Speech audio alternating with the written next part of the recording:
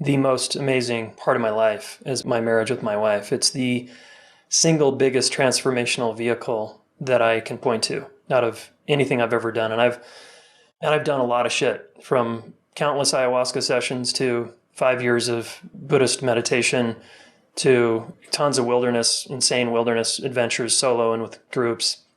I've done a lot of crazy shit. I've climbed a lot of big peaks in the world. I've done some stupid stuff without ropes, thousands of feet off the ground, and nothing can hold a candle to what I experienced in my marriage. Hey, this is Dominic, and this is your home for the cutting-edge conversations on optimizing your personal performance, lighting up your sex life, and living a purpose-driven life of your own design. These are the topics that Dominic and I have both struggled with in our own lives and still don't always get right. This is Brian. Welcome to the Great Man Podcast. You guys are in for a treat today. Jayson Gaddis is not only a friend of mine, he's a brother of arms in helping lead men to do inner work. He's been a student of men's work for over 2 decades now. I've respected Jayson from the moment that I met him over 3 years ago when he facilitated an exercise at a men's retreat that I went to that was so expertly done and executed that one of the men that I met during that exercise, I am still deeply and closely connected to for the past 3 years. And he's a man that I'm actually in a men's group with. And the seeds of that relationship were formed during that exercise that Jayson ran for us. You will clearly hear in this episode today that Jayson is such a deep domain expert in relationship intimacy that he just cuts to the very core of where we get in our own way as men and the bullshit beliefs that we have that sabotage our relationships, that keep us repeating patterns. And we cut through that today. So this conversation around how to cultivate heat and handle conflict in your romantic relationships is a powerful one that we're looking forward to bringing you. So who is Jayson Gaddis? He is the founder and CEO of the Relationship School, whose mission it is to help you build a safe, sexy, and successful romantic relationship. He also runs the Relationship School podcast, which has been out since 2016. It's got millions of downloads, very popular. He's secured kind of like the who's who, the marquee guests of the relationship world. And he's interviewed people, esteemed experts like Gabor Mate, who's a Tim Ferriss favorite that Tim's had on his show. And he's also secured Gabor Mate as an advocate and I believe a mentor to the Relationship School, which is really impressive.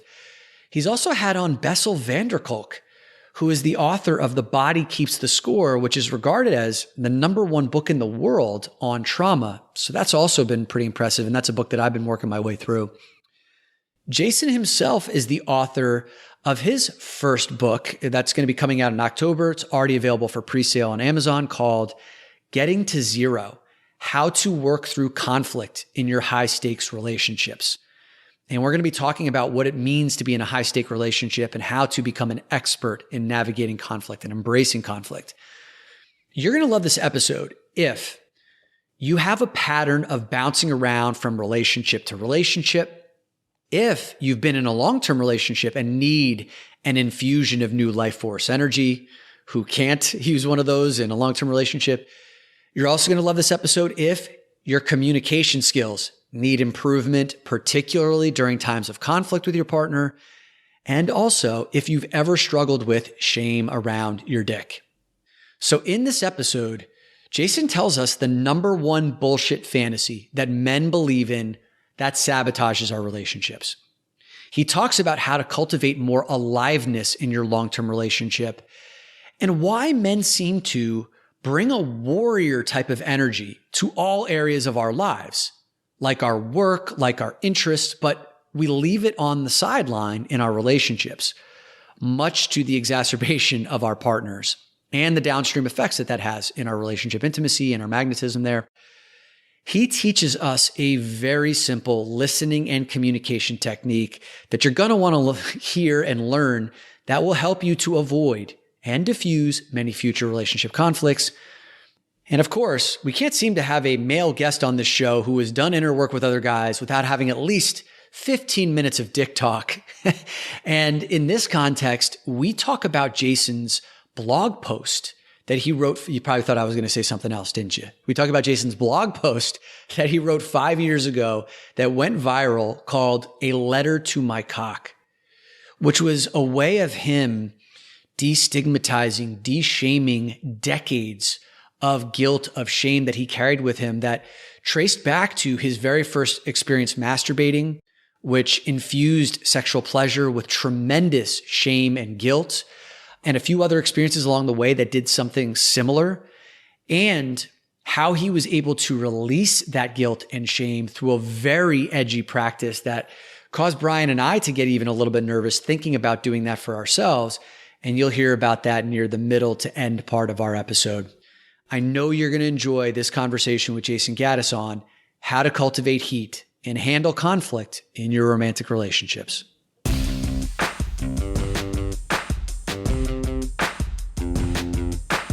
Brian, before the podcast, you asked the question how Jayson and I met, and I didn't answer because I wanted to save that story for when we started recording. Jayson, do you remember exactly where you and I met, under what conditions? Oh, man. It wasn't at my house. It was before that, I feel like. It was. And it was at an event, wasn't it? You got it. You're getting closer. Ben Greenfield's? That's right. Jayson and I are part of the same, I guess you call it like entrepreneurial social club. It's this club called the Frontier Club. And I think it was December of 2018. We ended up at Ben Greenfield's house, who's obviously an expert in the fitness field. It was a group of 20 guys who go to his house for a weekend to do things like a Spartan race around his property and just, do manly bonding stuff. And when we get together with 20 guys who don't know each other, a lot of us hadn't met in person before, guys just kind of like stand around and, tell stories about who they are in their business. And it's hard to kind of break that ice. But one man stepped forward and led us through an icebreaker exercise. And it was Jayson. Very quickly, he had us all circling up as guys. Like there's an inner circle of men and an outer circle of men. And now we're making eye contact with each guy, standing face to face, He's leading us in eye gazing. He's asking us to tell the man in front of us a thing that we don't want him to know about us, so we're like doing all of these like men's work exercises. And very quickly, I knew that I was in the presence of a leader of men. Just his command of men, his ability to get us to focus, to drop our pomp and circumstance, and then to connect so deeply with these other guys in a period of like 15 minutes. I already made connections with 5 or 6 guys, one of them who we are in a men's group with to this day, Matt Hunter. And I went through a really personal eye-gazing exercise and thing that you put us through, Jayson, that helped me and Matt become like fast friends. And that relationship stays with us 3 years later. So thank you for that. Wow, that's so cool to hear. Just got chills. Thanks. Well, thank you, man. And that's the power of who you are and the work that you do. So I could introduce you, man, but I think what could be really cool for our audience of men is just to let them know who you are, what you're up to in this world. Yeah, cool. Thanks for having me, guys. It's an honor to be here. Yeah, so I am a relationship student and teacher. I'm always a student because I just love learning. And even though it's painful as hell to be a beginner at something or to be even intermediate, it's still just where it's at. It's where the juice is for me. And because I've learned so much about relationships, I share what I've learned with people. And I train relationship coaches. I founded the Relationship School, and I'm a husband of 14, going on 14 years, together 18, with a couple gnarly breakups in there, and a dad of 2 kids. And I love being a dad and a husband. And my life is really centers around my family and my work. It's kind of 2 simple things that I focus on. Part of my mission is to reach as many people as I can with this relationship education, because we're not taught really how to work out our differences and how to stand up for ourselves in the context of a difficult relational moment. And I just want to teach that to as many people as possible so that our world is transformed. You just said that I love being a dad and a husband. I'm curious, how many of the husbands who come to your relationship school can say when they show up that they actually love and truly mean it being a husband? Very few. And why do you think that is, man? Guys go naively into partnership. They're not equipped with tools. They sort of think the fantasy that if you find the, quote, right person or you meet the one, then things will be sort of hunky-dory and we'll just all work out. And that's just bullshit. It's just a total fantasy. When the woman starts to actually bring emotion in a heteronormative relationship, the guy gets frustrated and uncomfortable. And when she advocates for the relationship work, like, hey, let's work on our relationship, the guy's like, what? Like, I don't want it to be work. I don't want more work in my life.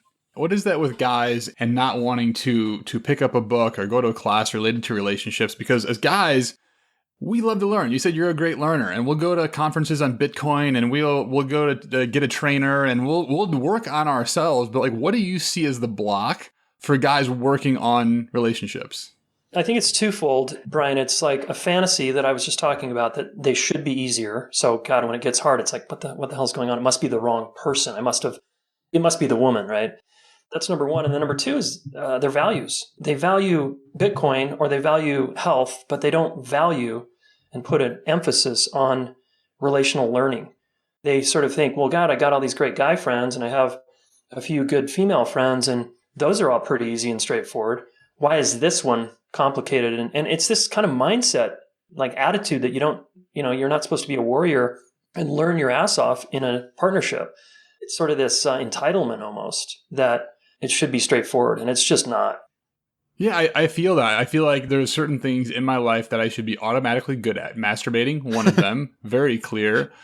And being in relationship, I have definitely felt before that, like, I'm a people person. I'm of course good at relationships. But it took me years and years and years. And part of the heart behind this podcast is shortcutting this, but it took me years and years and years of failure, of going down the wrong path to come to a moment to say, wait a second, maybe it's me, right? It took me 25 ex-girlfriends to like figure out that maybe it wasn't them. Yeah. Right.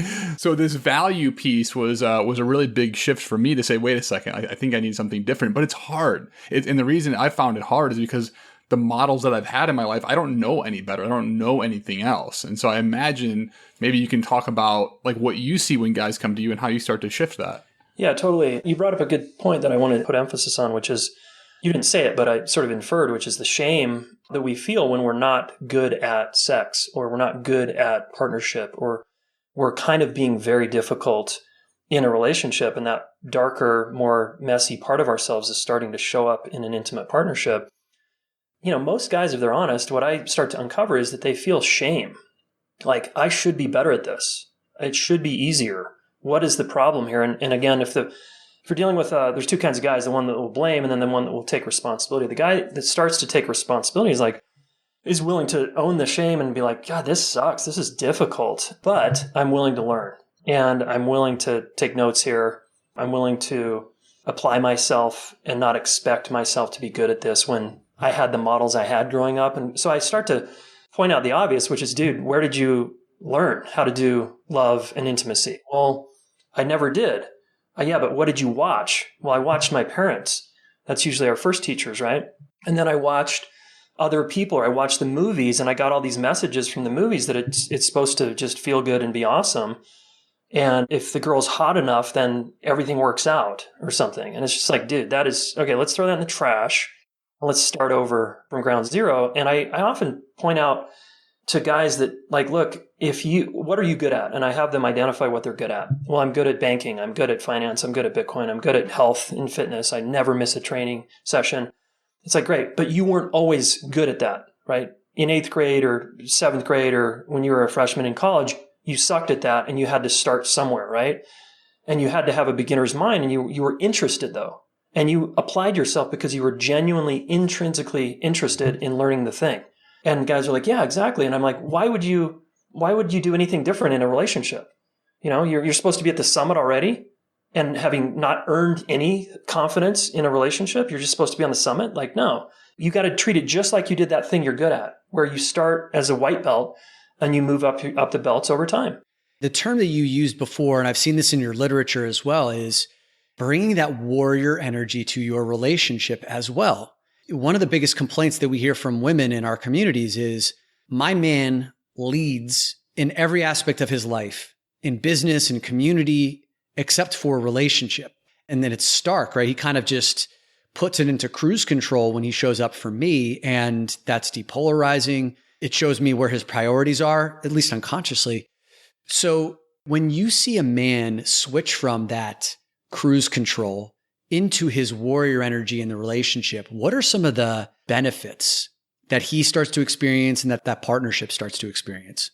Yeah, that's good. Just aliveness, I'd say first and foremost, right? We start to feel like this is alive. This is really interesting.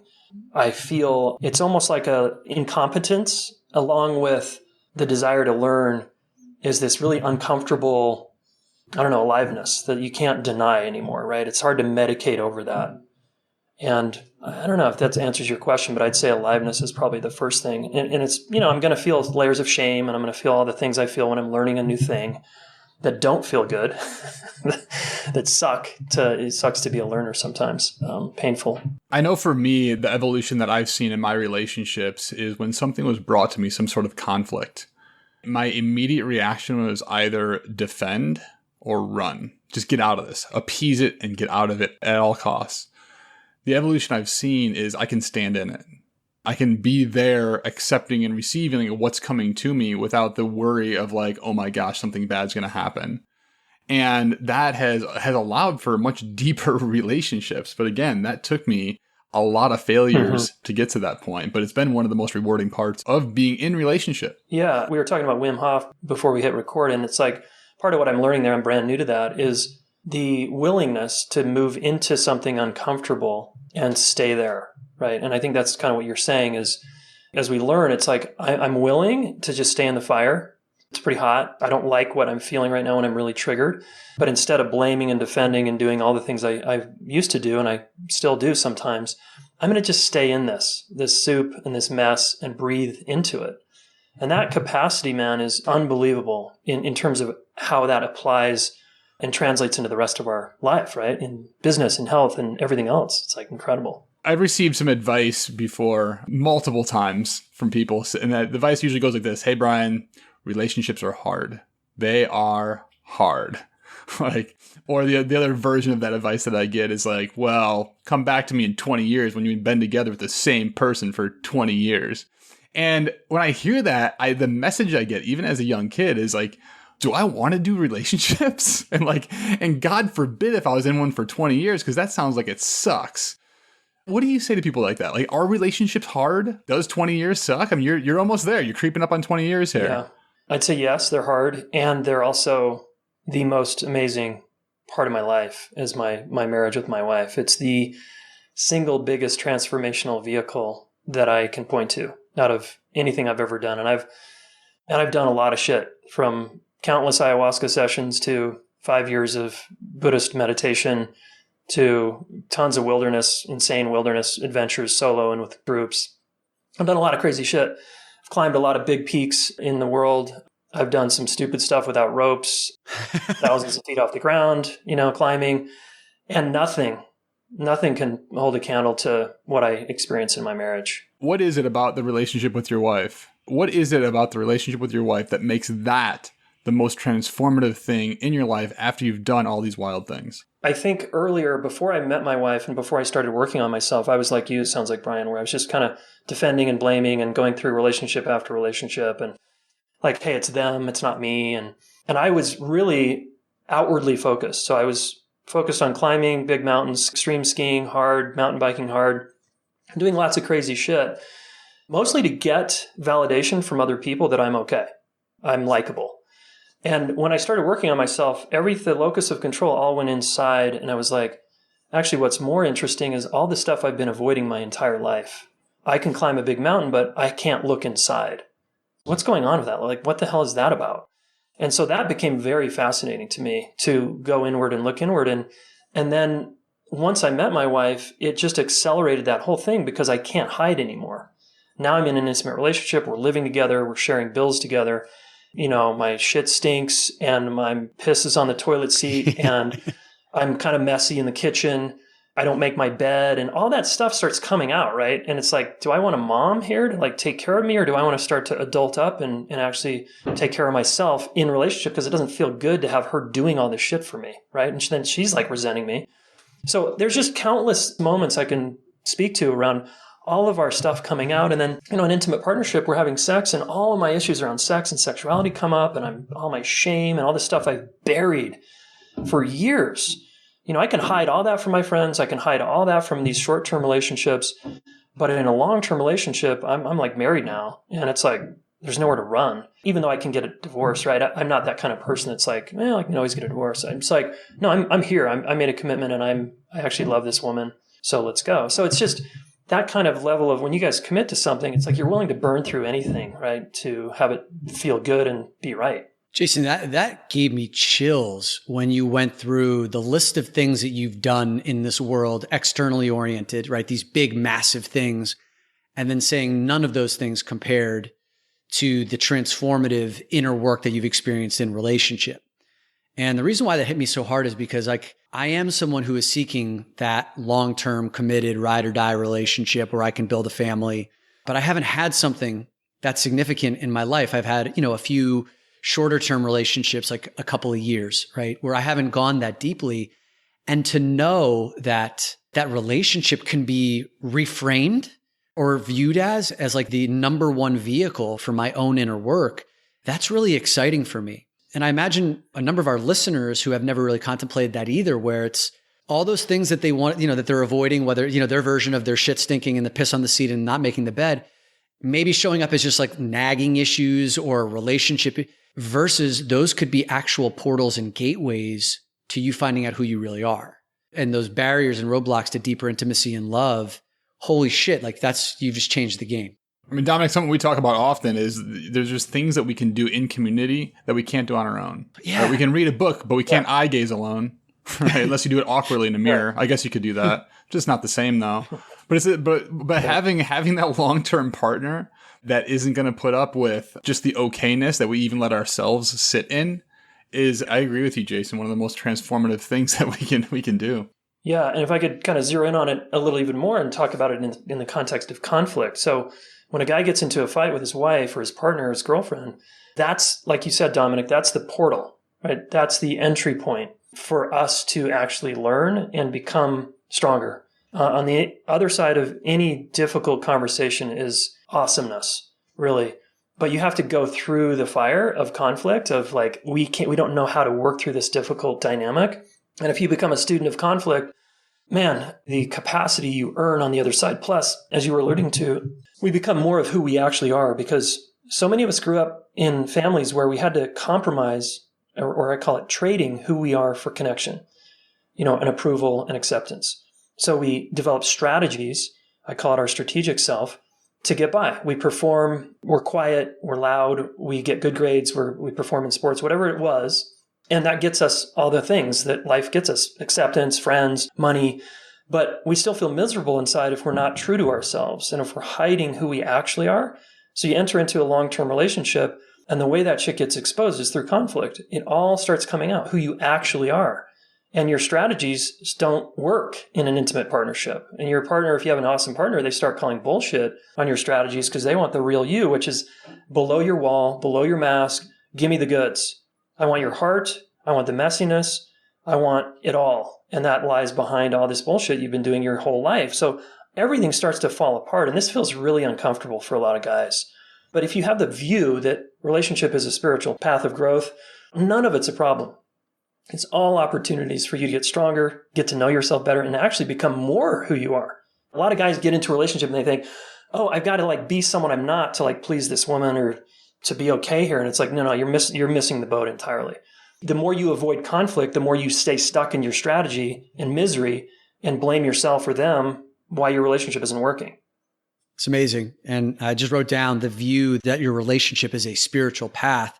Again, another complete reframe for the way that I've looked at relationships in the past. This topic of conflict is something that you're super passionate about, right? You have a book coming out. I don't know the exact title, but it's How to Navigate Conflict in High-Stakes Situations. Yeah, it's called Getting to Zero, How to Work Through Conflict in Your High-Stake Relationships. Yeah, tell us a little bit about that book and like why high stakes? Why is that in there? Yeah, nice. It's in there because, again, all of us most of us, we'll just say that, have friends. And we have quite the friend network, but very few of us have deep, deep friendships where we get to be all of who we are and we know how to work through conflict, because that's the only way to know actually who you are, is to work through adversity. So high stakes, because that's where it's hardest. All of us can have those superficial or semi-connected relationships, but when the stakes are high, like mortgage, kids, blending families, households, money, business partnership where, millions of dollars are on the line, family relationships where a family cutoff could mean dire consequences for the rest of the family members. Those are high stakes. There's like deadly serious consequences if we don't get it right, if we don't work through it well. And so people tend to avoid and blame themselves or others. And I'm saying, no, there's a map here, and it's called, getting to zero map, essentially. And zero is the place of goodness and connection after we've worked through conflict. So when we're in conflict, if you and I are in conflict, we could be at a 3 or a 5 or a 10 is like the max, where we're super triggered and it's like totally unworkable. Zero is the happy place, where it's like we're good and connected again. I'm trying to give people a roadmap on how to get there. Is there a technique or a tip from that roadmap that you think would be particularly valuable to dive into right now? Yeah, there's a bunch. I would pick probably my favorite one is LUFU, L-U-F-U. And it's a listening skill. All of us know how to listen, right? But not all of us know how to listen very well when we're super triggered in a high stakes relationship. And so LUFU stands for listen until they feel understood. And this comes from my wife and I's relationship, where I was defensive for years early on in our relationship. She would say, I don't feel understood. And I'd say, well, I do understand you. And she'd say, that didn't work. Well, I don't feel understood. And I'd say, well, I fucking understand you. I know exactly what you said. And I would argue with her about her feeling understood or not. So I find it took years. And I finally was like, oh my God, like I just need to change this. I was in tears one night because after a fight, I was so fucking pissed off at her and myself. And I sat down to meditate and I was like, I got to get to the bottom of this. This has just gone on way too long, this pattern. This is bullshit. And I realized I'm going to change the game, and I'm going to just change the frame completely here, where I create a new rule for myself, which is I don't understand her until she says she feels understood. So when she says, I don't feel understood, I say, okay, what am I not getting? And that just changed everything. So LUFU's 8 steps, I probably shouldn't go through all of them because it could take us a while, but so much of it is about our presence. And I'll just give you one tool out of the 8 steps in LUFU, which is to validate. And I validate in 3 words that makes sense. Yep. So when my wife says, I feel pissed that you did X, Y, and Z, or I feel hurt that you raised your voice or whatever it is, instead of defending, I can say, got it. And I reflect back, basic reflecting. You guys probably teach this, of course. It sounds like you feel really upset because I did raise my voice, and I take ownership. And then I just say, that makes sense. It makes sense you're upset. But I can't say that unless I mean it, because you can go through a tool, right, and not mean it. Totally. And just kind of use the personal growth tool. So if I mean it, it actually works. If I say, honey, that totally makes sense. I was a dick. I raised my voice. I treated you unfairly yesterday. And I know this is a trigger of yours. And I know where it comes from because I know your family history. Got it. Totally makes sense why you're upset with me. She just softens and relaxes, right? And changes everything. So LUFU is one of my favorite tools, and we outline how to do that in the book. Jayson, tell me about when you made that transition from the defend and the yes, I get you. I understand. See, I heard what you said. The transition from that guy to this guy, because this LUFU tool, it sounds really good. And I imagine it doesn't feel natural to begin with. Dude, it's totally techniquey in the beginning and awkward. But think about the first time you learned snowboarding or skiing or, bow hunting or whatever, that first moment of you are infinitely more cool than I am. I have not done hardly any of those things, or I'm still a beginner. So okay, we'll pick the thing that you're a beginner at. Yes. It's going to be awkward. You're going to feel like a dork, and you're going to feel really weird and clunky and insecure, honestly. And yet, if you apply yourself, I'm thinking of yoga right now for some reason because I do yoga almost every day. And in the beginning, it's like you're the stiff guy in the back of the room that can't even touch the floor, let alone his knees. LUFU's like that. And the more you practice, like anything, the more it becomes second nature. So now my wife doesn't feel like I'm doing a technique. It's just who I am. It's just how I roll. And it's how I listen to everybody, honestly. Except when I'm super triggered. Of course, I'm a total dick there. That makes sense. Yeah, I see why you've been trying. Nice. I'm practicing. Nice. Brian, on the spot. Practicing.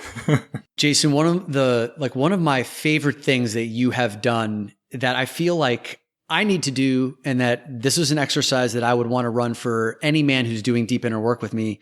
You wrote a letter to your cock. You've got a lot of different blog posts that you put up. You're prolific with your podcast, which is the Relationship School podcast. And you've got a lot of blog articles that are out there. But this is like one of your top 10 most popular. I would love for you to just share with our listeners, what is this letter to your cock? What's in there? Why did you decide to write it? And what was the power of having gone through an exercise like that? Yeah, well, there's quite a long story here, but I'll keep it short, which is for most of my life, I've had issues with my cock, insecurities, blame, deep rage, frustration. I felt it all in relationship to my cock and sexuality. And when I finally got married, and actually it was a little bit before I got married, I started working on this issue because what symptoms that started showing up in my relationship with my now wife, then girlfriend, was I would lose my erection. And another symptom was I would ejaculate early. And, there was shame there. And I successfully avoided it in every single previous relationship for 10 plus years before my wife. How was that possible that you were able to avoid it in those 10 years? If it happened a few times, I would fire the girlfriend and I would move on. So I wouldn't have to, really address it. Got it. I just kept hiding, basically. Yep. So these were your strategies, your strategic self. Totally. Yep. Hide, keep trying to posture over it and look good. Don't talk about my shame, or don't actually talk about, because some women will collude with the fear and not bring it up either. One of the women that I can remember brought it up. Yeah. It was like, oh, it's taboo. Let's not go there. So my wife and I, girlfriend at the time, started talking about it. What happened? What's going on there? And I was, initially defensive, of course. I don't want to talk about it. I don't know, and fucking leave me alone. But as we went on, I started dealing, and I eventually hired a sex coach, David Cates, who totally changed my life. And he taught me to trust my cock and trust its sensitivity. And again, total reframe. I was like, what? Trust my cock? What do you mean, dude? And my view now is that men who lose their erections are very highly sensitive men that don't often want to admit that they're that sensitive. My cock is like a little barometer of our connection. And if I feel the slightest undulations of something's off in the connection, I start going soft, right? I'm that sensitive in the room. So, there's many stories here, but long story short is I was helping men. I was leading men's groups at the time. And I was like, I think this could help people if I actually talked openly about this. I'd talked openly about it in certain contexts, and I'd never gone fully public with it. And I said, okay, I'm just going to write a letter to my cock, because I think that's the best way to help men is if I talk about myself. Yep. Rather than here's the advice of what you should do with your cock. I'm just going to talk about what I've done and how insecure I felt. And it actually went viral. This blog post is the second time it's been posted, but it was cool to see that it had such a big impact. Did it write back? Did you get anything, or just what was a one-way street? It was kind of crickets, man. But the cool thing was the comments were very encouraging. I got so many letters of support from men and women that were just like, holy shit, me too. Or, a lot of guys saying me too, which was cool. When you just brought up the sensitivity element, it really struck a chord for me, because what's fascinating is for most of my life where I was sexually compulsive, kind of hiding out in the shadows. And, part of my history is going through Sex Addicts Anonymous. When I dulled out my sensitivities, my cock was just always hard. That was it. Like it was never an issue. Right.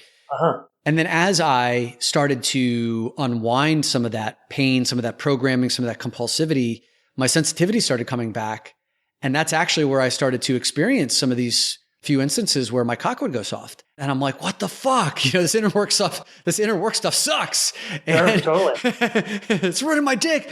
But again, the reframe of that was, I was actually tuned into the fact that I was really off in my connection with my partner. And the first time that it happened was with a woman that we'd cultivated something long distance. We'd only spent maybe an hour or two in person, and then she lived somewhere else. And then one of my patterns was I could create this whole fantasy via text message and story. And then when that person showed up, then I would actually be having sex with that story, not that person. Totally. You know what I mean? That's huge. Yep. And then this time when she came, I was so much more dialed into her as a person, and her energy was kind of closed down. I didn't feel connected to her. I just kind of kept bulldozing forward. We ended up in my bed, and I could not have been less aroused. I've told the story on this podcast before, so I'm not going to get into it again, but now you have given me with this frame of sensitivity. Oh, that's wise, because I'm actually becoming a more open and tuned man. I just didn't have the communication skills to go along with it yet. Yeah. We had Dr. Amy Killen on this podcast a while ago, and she described the cock as the canary in the coal mine and how it can be an early indicator from a physical standpoint, a biological standpoint. And I love when we ground ourselves in biology because it's zero woo-woo. It's all science. Yeah. Right. And it's the canary in the coal mine for things like plaque buildup in our arteries, problems with our heart, and many other things in our body. And what I hear you saying, Jayson, and as you described the story, Dominic, it's also a canary in the coal mine for our emotions, a canary in the coal mine for where we're at mentally. I love that reframe too. Like, sorry about my soft cock. It's just very sensitive right now. Like, it's real. And a lot of guys, unfortunately, will misinterpret this as about her. Yeah. And a lot of women will also do that and be like, what is it about me that's not attractive? Yep. And a guy will actually start telling himself a story. I'm just not attracted to her. I'm just not feeling it. And it's like, no, dude, your heart is blocked. Your cock is telling you that you need a little more connection to feel a heart connection with her. And then if I can invite a guy into like owning that sensitivity, because that can also feel like, gosh, it's the word sensitive. So many men have a version of that, which is a bummer. But if we can reframe it as like hunting, 1,000 years ago, you were hunting, you needed to be this in tune. And like every part of your body was like feeling the ripple, the wind going this way, like a mile off. You were probably that sensitive, and that sensitivity is actually badass. That is Nice. An asset in your life. In this culture, it's more challenging. And in a partnership, it can feel challenging. But if you start to see it more as a hunter and like, wow, you're actually that tuned in to the dynamics between you and her, and you give yourself permission to do that, then it's like the whole thing flips. Love that. Love that perspective. Two other elements of that letter that you wrote to your cock that I think are really powerful. The first one is how you discovered masturbation. And I think this one will resonate with a lot of the men in our audience too, because we've talked to men about how did you learn how to masturbate? What was your first experience? Yeah. And yours is not uncommon, but it also led to, a lifetime of your first sexual experience carrying a lot of shame around it. So why don't you share that story? Yeah, absolutely. So I'm in the basement of my house, and my cousin, who's about a year older than me, and he was more of a, how would I describe him? Just a super intense kid. And I was probably 10-ish, and we'd have sleepovers once in a while, and it was no choice. It was like, you're sleeping at your cousin's house kind of thing. I didn't totally love him as a friend. He wasn't like my best buddy, but he was my cousin, right? So we're in the basement, lights are off, and he's like, hey, we're in separate beds. Or no, we're actually in the fold-out couch that we had in our guest room, my parents' guest room. And we're both in the same bed. He's on one side, I'm on the other. Lights are off, and he says, hey, you should try this. Stick your penis in this shampoo jar, and it feels really good. So I was like, really? And so we started doing that, and I started basically masturbating. I got hard, and I was like, whoa, I'd never done this. Like, he was teaching me how to masturbate, right? And then about a couple minutes in, it's feeling really good, and I'm like, whoa. And I'm thinking I'm having this kind of cool shared experience with him, and he flips the lights on, and he goes out in the hallway, and he says to my brother, Greg, Jay's masturbating. And he started laughing. As you can imagine, it was like I just went under the covers and just went into this deep shame place. So that was my very first sexual experience, and it would completely impact how my sexuality from there that day forward. How? I equated, and this is what a lot of men do, I just equated sex with shame, right? There was just one and the same. This thing that I do with my penis actually feels good and bad at the same time. So yes. If I'm going to do this, I'm going to do it completely in private. No one's ever going to hear about it. That way I don't have to have anyone flip the lights on me or see me in this place. So, that was how masturbation was for decades for me. Yeah, we live in a really fucked up society where a 10-year-old learns how to masturbate from an 11-year-old. This is how a lot of kids learn. It's the older brother, the cousin, the sister, something like that.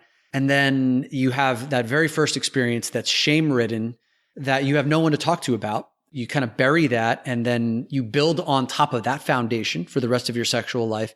We wonder why we're fucked up. Fast forward a few decades into the future where you actually did something that even feels like an edge for me, where you stood naked and had a conversation with your cock in front of, well, why don't you go ahead and tell that story? And I just want to hear it. Yeah. I mean, so again, around the same time of my wife and me hiring David Cates, I started men's work and I was in a men's group, and it was very healing for me because I had a lot of masculine baggage and pain in relationship to men and myself as a man.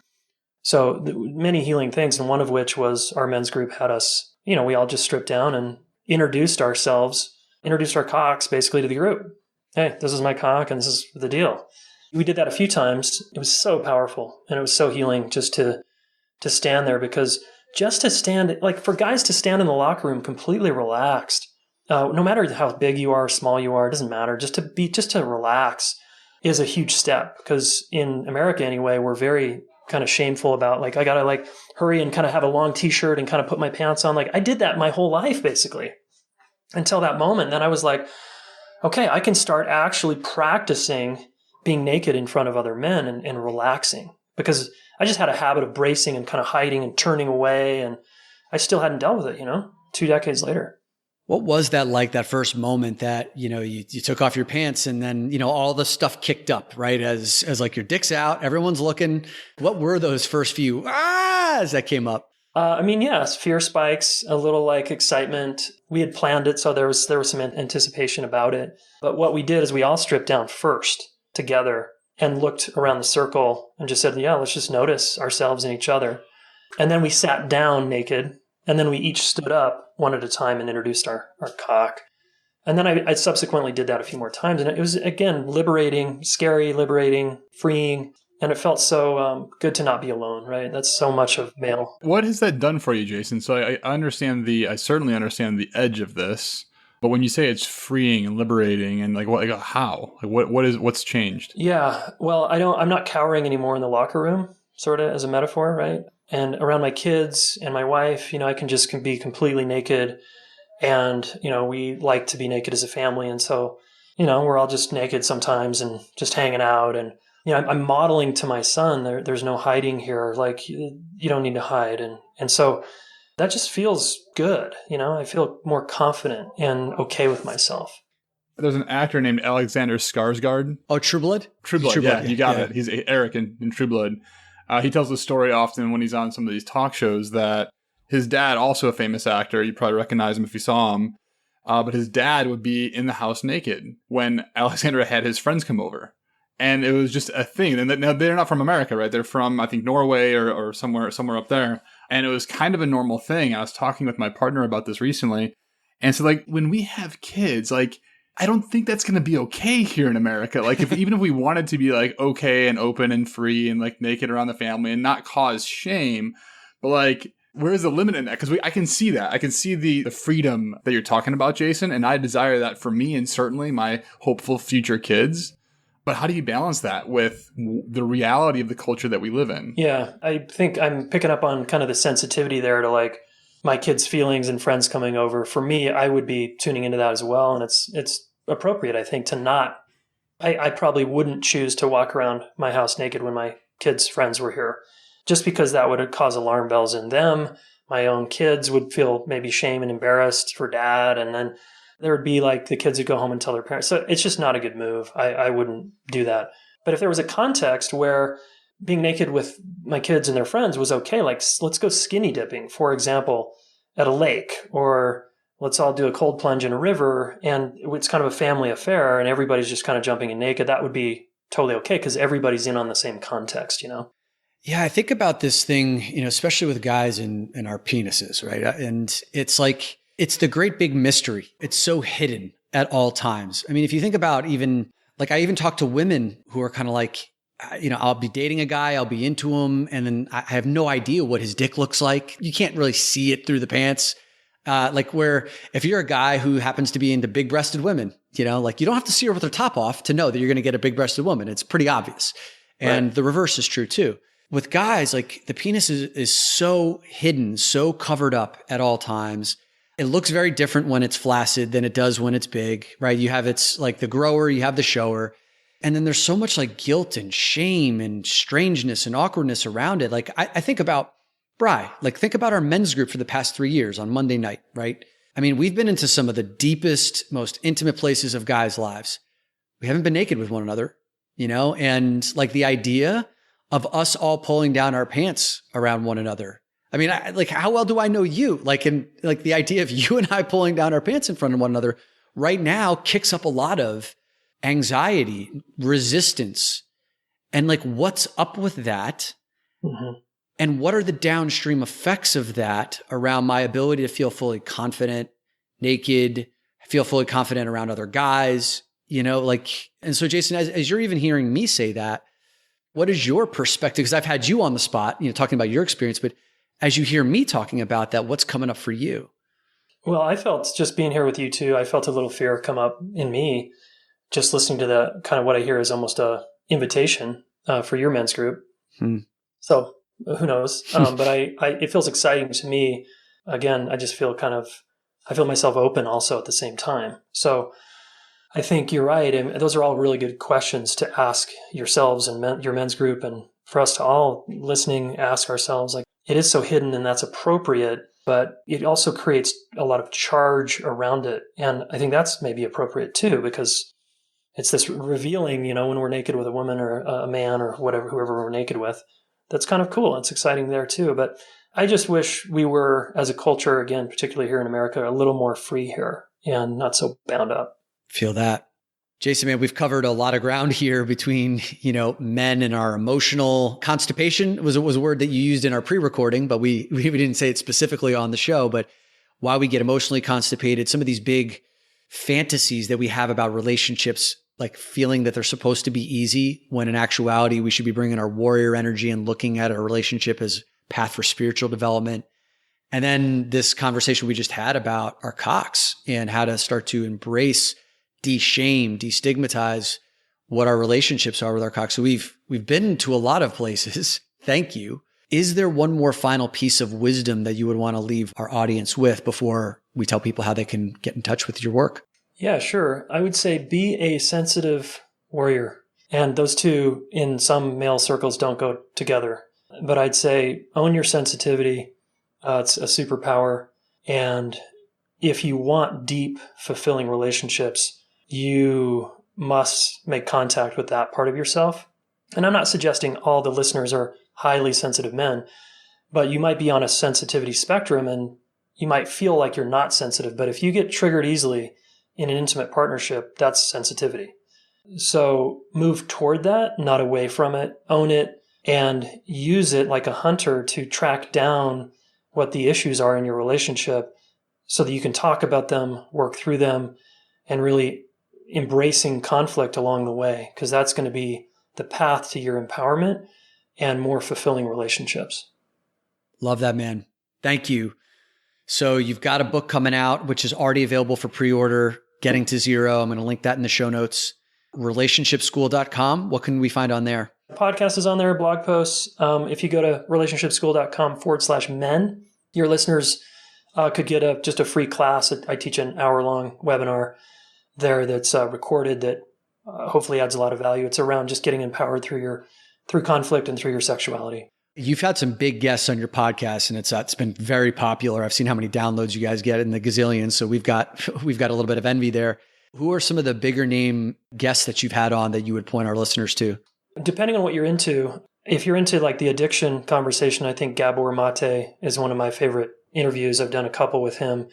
He's an ambassador for the Relationship School and just an amazing man. He's got a new book coming out in April. It's kind of like I think a synthesis of his whole work, but he's got incredible stuff around addiction, ayahuasca, trauma that I think is super valuable. If you're more on the clinical side of things, Bessel van der Kolk or Dan Siegel, those are great interviews. Peter Levine around trauma.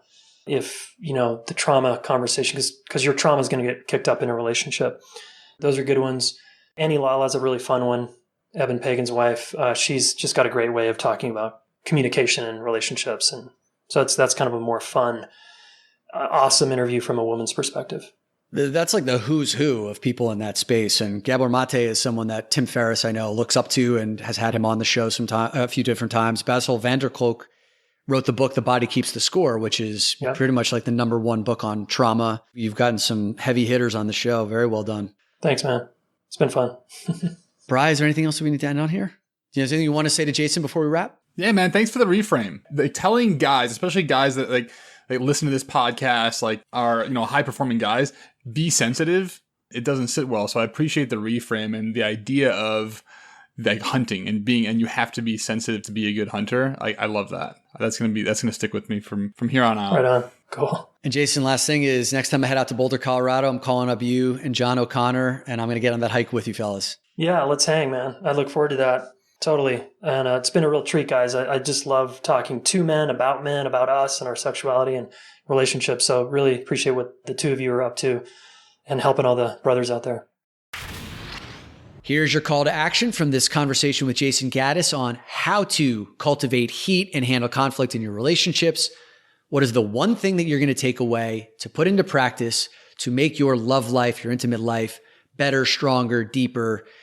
I know for me, I'm going to be taking that LUFU method away. Listen until they feel understood. I'm going to use that right away and also into the future. You could consider buying Jayson's book, which I've linked in the show notes. I've already purchased a couple copies for myself. And he has that free webinar for men that I've linked in the show notes, which you can take. I think it's a 60-minute course online. So there's plenty of opportunities to continue your work. And as always, head over to the Facebook group, the Great Man Within Facebook community, linked in the show notes to continue your conversation. Hey, did you get something of value out of this podcast? If so, I'm going to ask you a favor. Would you be so amazing as to go over to Apple Podcasts and leave us a rating and a review? Your ratings and reviews can show someone who's just discovered our podcast for the first time that we are worth listening to. And that way we can reach a wider audience. So please head over to Apple Podcasts, leave us a rating and review. You rock.